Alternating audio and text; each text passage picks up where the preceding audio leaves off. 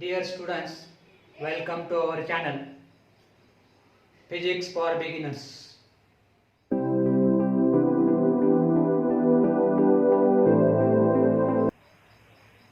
Today we take small review on the last lecture.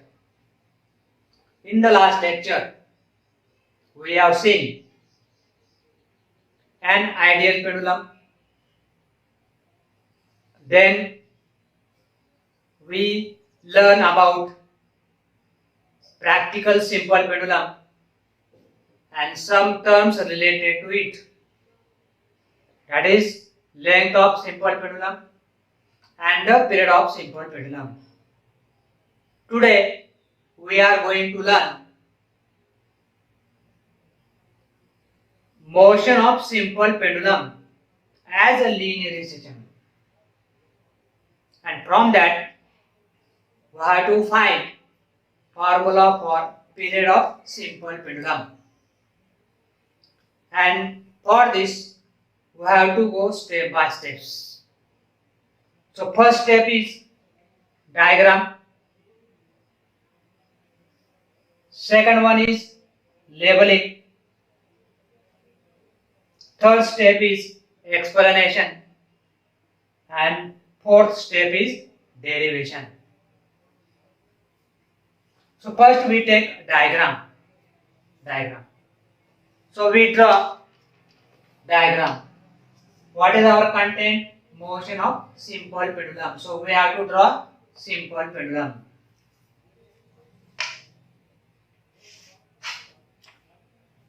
A small heavy spherical bob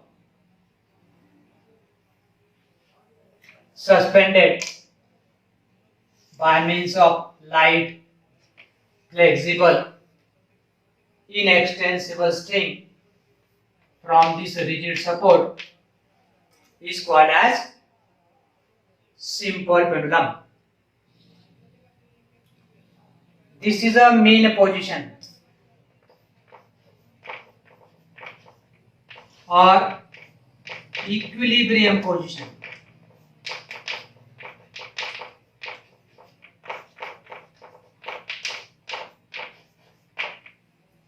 This bob remains as it is in a mean position, so there is no motion of the bob initially. But we have to prove motion of simple pendulum as a linear system. Means we have to prove when this bob is in motion, the path described by it is a straight line and the motion described by the bob is a simple harmonic motion, that is linear simple harmonic motion. So in order to prove linear simple harmonic motion, we have to show the bob is displaced from its mean position. So we draw the second diagram.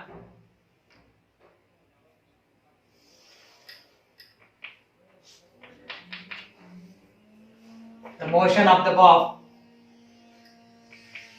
This is the mean position, and this bob move from mean position to this position. When we bring this bob to this position by pulling it or by pushing it. So let us take, this is a simple pendulum. This simple pendulum,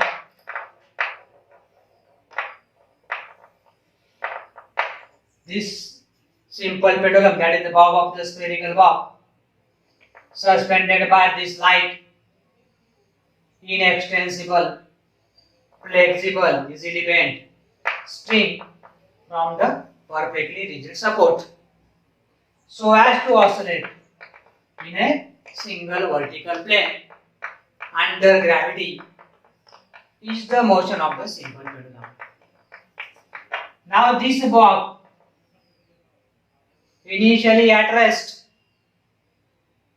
so displace this bob from this position to this position, so that we get the extreme position. So we apply external force here, but we have to study the motion of the bob not under external force.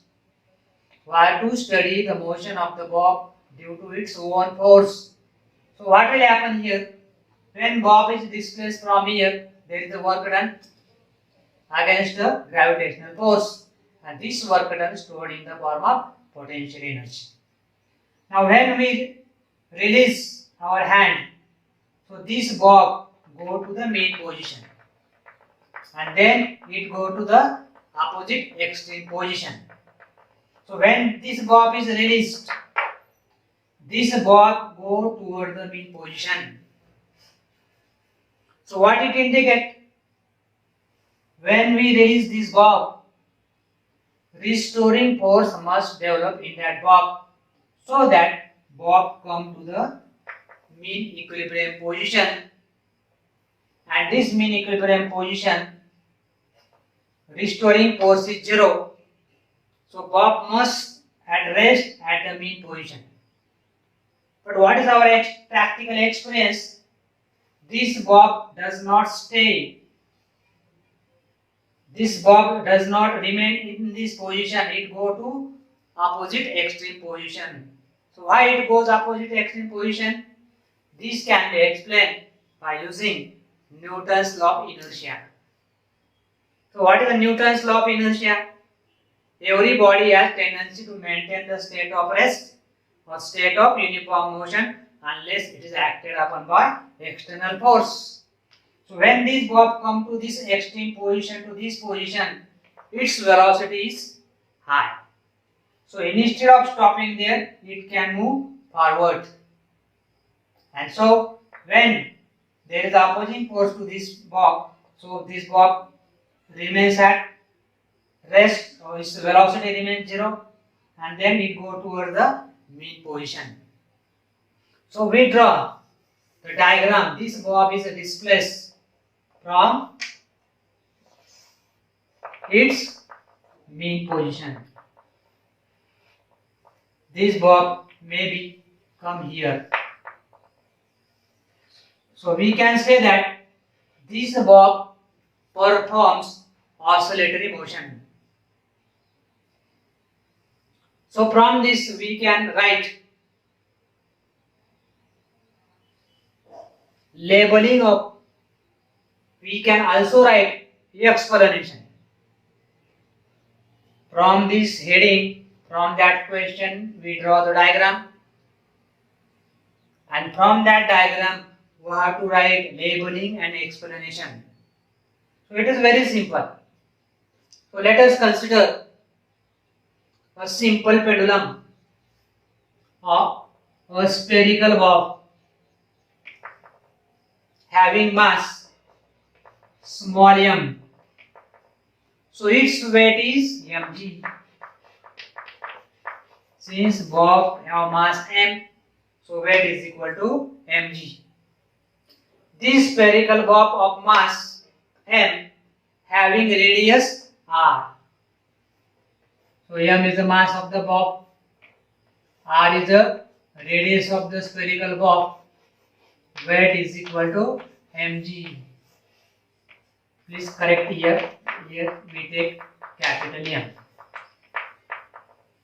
So weight is equal to mg. This bob suspended by the string of the length L from the rigid support from a point P, which is called as point of suspension. So we have to write in labeling, small l represent length of the string. So we can find capital L is equal to small l plus r, that is length of the simple pendulum. Since bob has a mass mg, this creates tension in the string, and so let T dash represent tension in the string, which always acting along the string toward the point of suspension.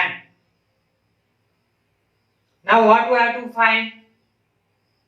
Period of simple pendulum. So let us take capital T is a period of simple pendulum. So by observing this diagram, we write this labeling. Now we have to write the explanation. So it is in the same manner. Let us consider a small heavy spherical bob of mass m. So its weight is mg, having radius r. So weight of the bob is mg. This bob is suspended by the string of the length L from the point of suspension P. So from this observation we can write this. Capital L represent L plus R, small l plus r, that is the length of simple pendulum. Let T dash is the tension in the string and T is period of oscillation of the simple pendulum. Now we have to consider two positions. Since we have to study the motion, this bob is initially at rest. In order to bring it in motion, we must apply force, or there must be restoring force developed in that body. So we have to consider what are the different forces acting on the bob so that it can perform the motion of the pendulum, that is oscillation of the pendulum. So for this we have to consider initially equilibrium position or mean position. When this bob is in equilibrium position, initially it is at rest. So when the bob is initially at rest, let us consider this bob is initially at rest. So what it indicates? There is no to and fro motion about this mean position. So what it indicates? There is no force acting along the path of the bob described by its motion. This bob remains in the same position. It cannot move in upward direction. It cannot move in downward direction. So we can say that there must be resultant force acting on the bob, which must be 0. So, which two forces acting on this bob in the equilibrium position? M is the mass of the bob. So we know that if M is the mass of the bob, so weight of the bob is given by product of mass and acceleration due to gravity. So gravitational force acting on the bob in vertically downward direction. It is shown here. Weight mg acting vertically downward. Due to this weight, tension is developed since it is attached to the rigid support. So tension in the string developed in which direction? One force is acting on this bob in downward direction, so bob must move in downward direction. And this is not happen. So there must be opposite force acting on the bob, which balances the bob, so it remains in the same position, and that is the tension, which is denoted by T dash. So T dash is equal to mg when the bob initially is at rest in mean position. So T dash is equal to m into g. Now we have to consider when this bob is in extreme position. So when this bob come to this position, it is displaced through angle theta. So theta represent angular displacement of the bob. So we can also write here theta is the angular displacement of the spherical bob. So when the bob in extreme position, when it come to extreme position, its velocity is 0. Now we have to consider what are the different forces acting on this bob. This bob displaced to which angle? This angle theta. So when bob is in this position, m is the mass. So weight of the bob is always vertically downwards. So one force is weight, that is always acting vertically in downward direction. W is equal to m into g. Another force which acting on the bob due to tension in the string, which always along the string toward the point of suspension. So this arrow is shown like this. It is a T dash. Now here we have to consider, this is a vertically downward direction, this is also vertically downward direction. So when we increase this line, so what will get? This is also angle theta. These are the two parallel lines and this is a transversal. If this angle is theta, then this angle is also theta.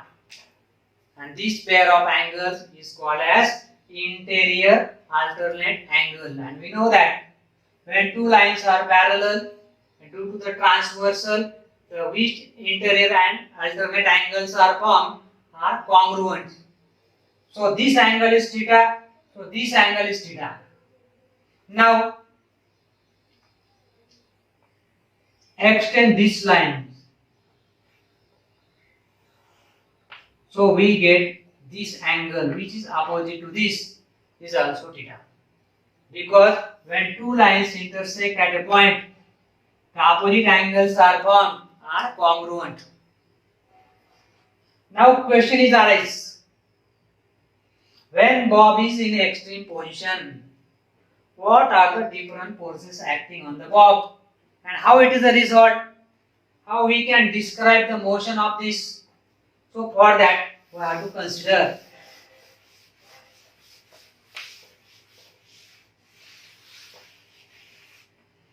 now let us try to think about it. There is one force which may be responsible to move this bob in upward direction. There is a second force acting on the bob which may be responsible for the bob in downward directions. So when this bob come to this position, there is no vertical motion in upward direction. So when the bob is in this extreme position, this bob does not move along this line.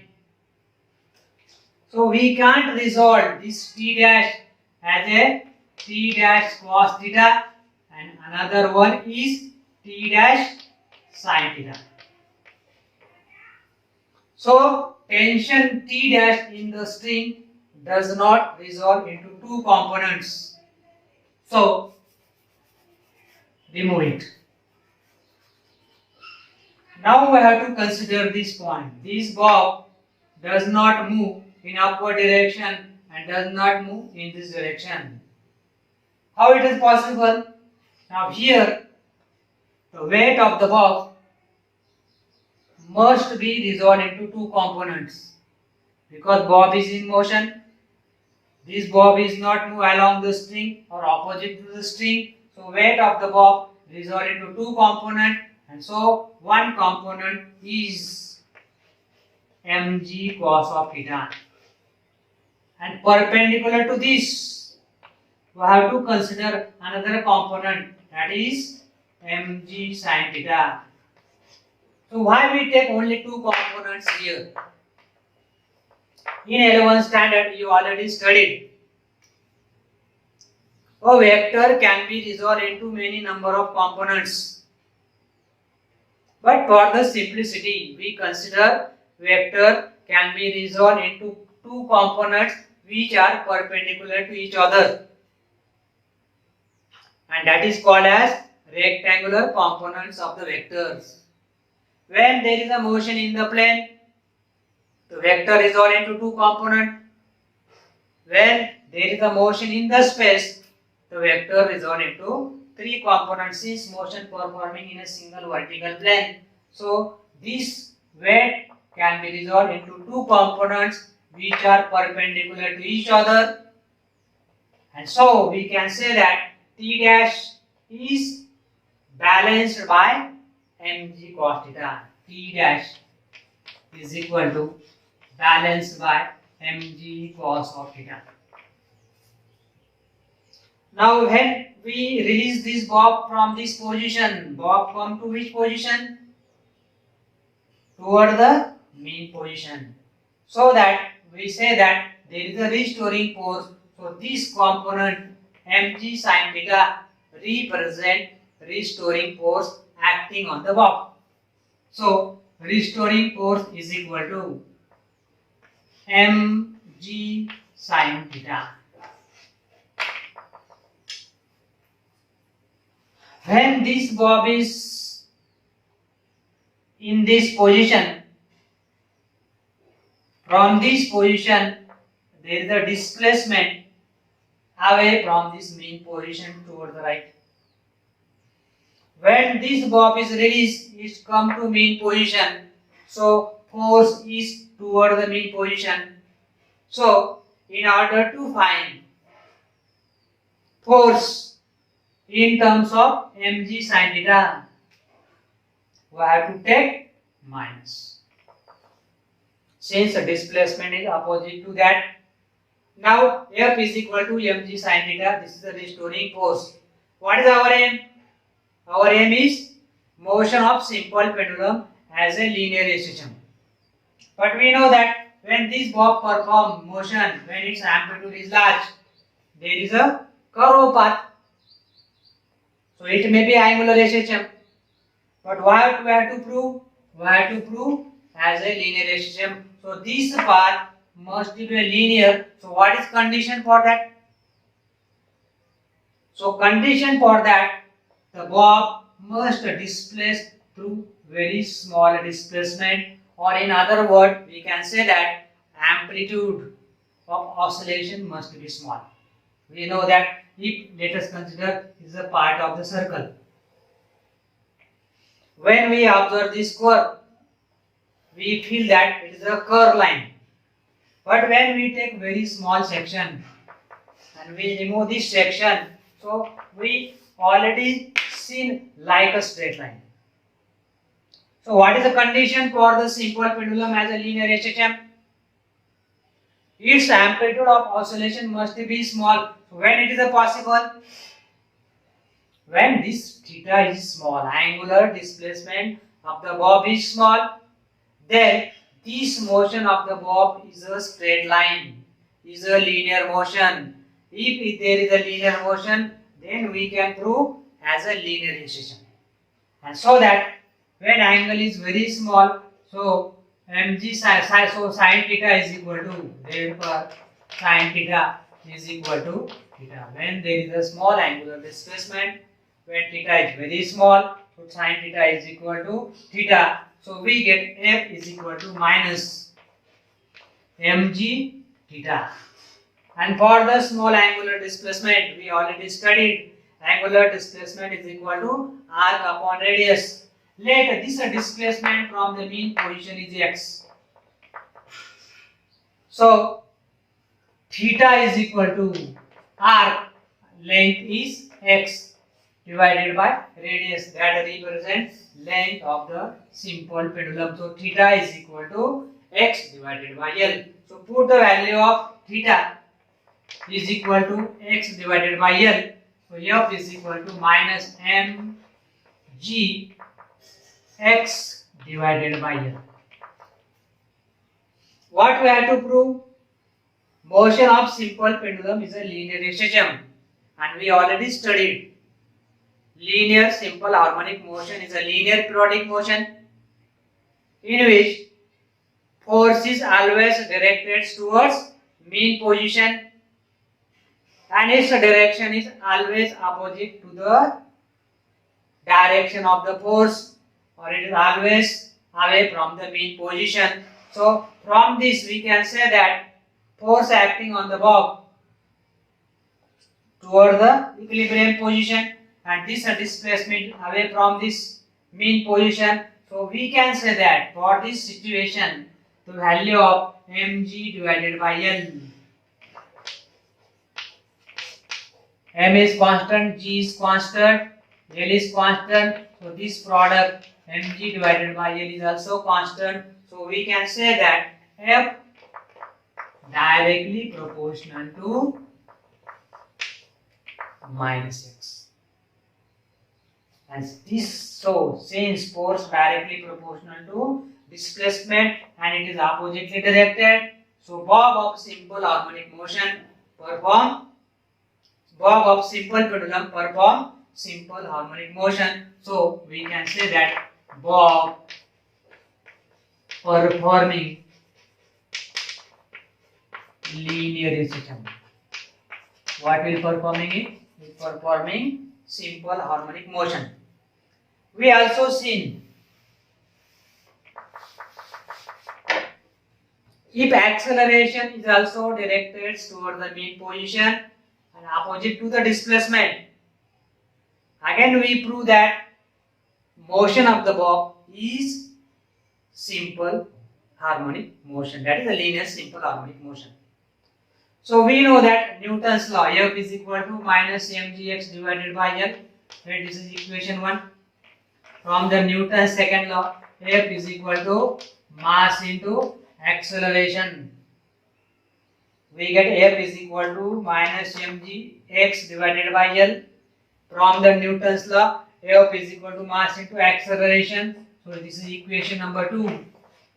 When we compare equation 1 and 2, F and F is same, M is same. So what is the remaining quantity? Minus gx upon L. What is the remaining quantity is here? A. So acceleration is equal to minus gx divided by L. What is acceleration? A is equal to minus gx divided by L. So what it indicate? Acceleration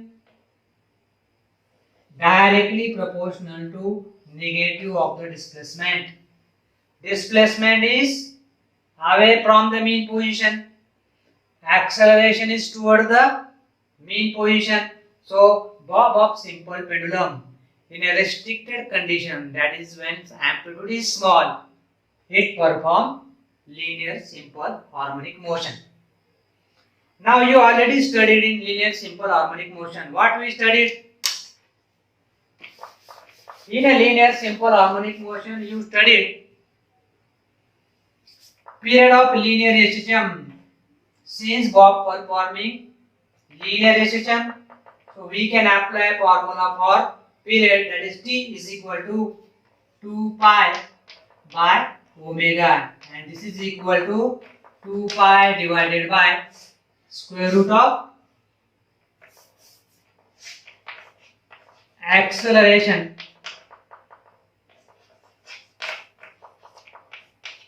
per unit displacement.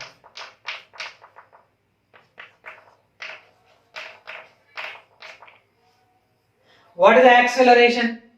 You already studied. What is the acceleration?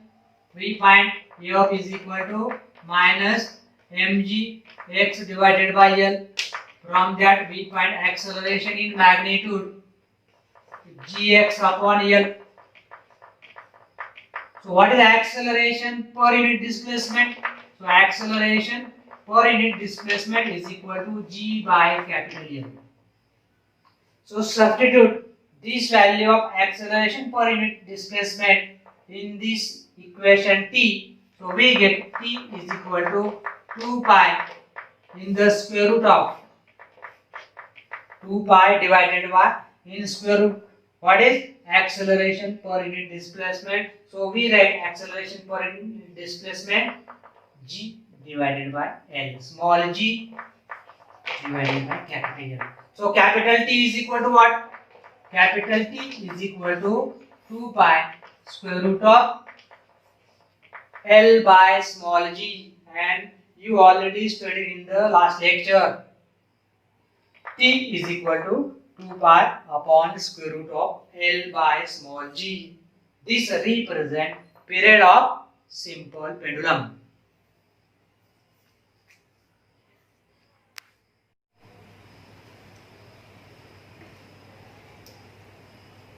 Dear students, we have to take small hint.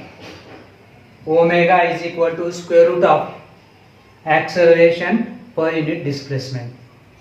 How it comes? Let us see.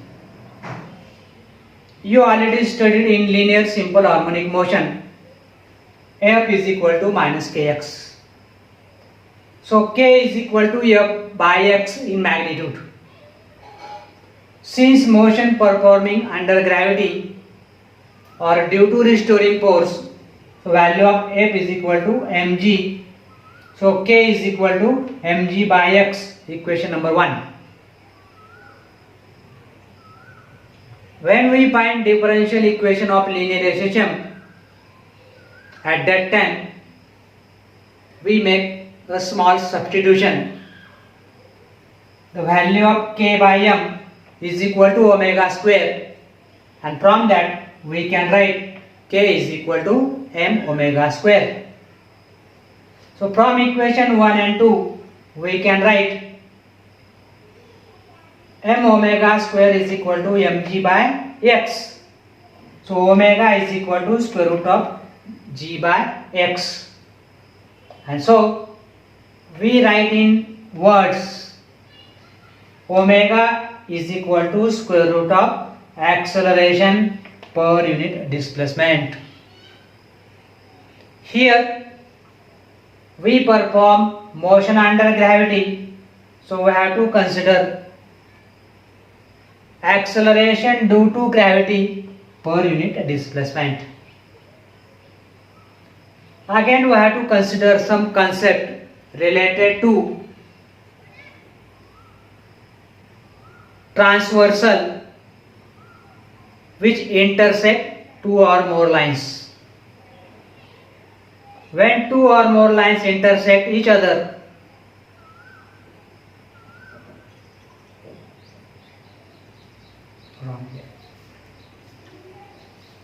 so when we consider transversal, these two lines which intersected by third line at two different points, so this represent transversal.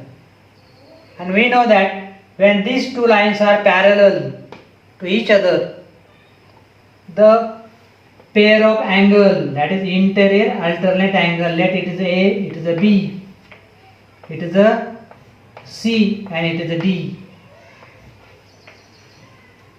So this interior alternate angle, when transversal intersecting the two parallel lines, so interior alternate angles are congruent. So angle A is equal to angle B, or angle A congruent to angle B, and angle D is equal to C.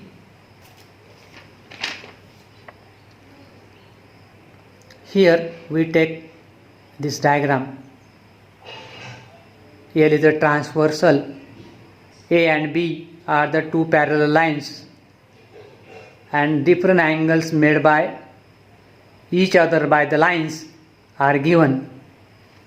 So corresponding angles, angle A and E, angle D, angle H, angle B, angle F, angle C, angle G are the corresponding angles. If lines are parallel, these angles are also congruent. Interior alternate angles. Here in the diagram, angle D, angle F, this pair, angle E, angle C, these pairs are interior alternate angles, and these are also congruent because A and B lines are parallel to each other. There is also consecutive interior angles. Angle D and angle E, angle C and angle F are the consecutive interior angles when these lines are parallel to each other. So measure of D and E is 180. Measure of C plus measure of F is equal to 180. That is, these angles are supplementary to each other.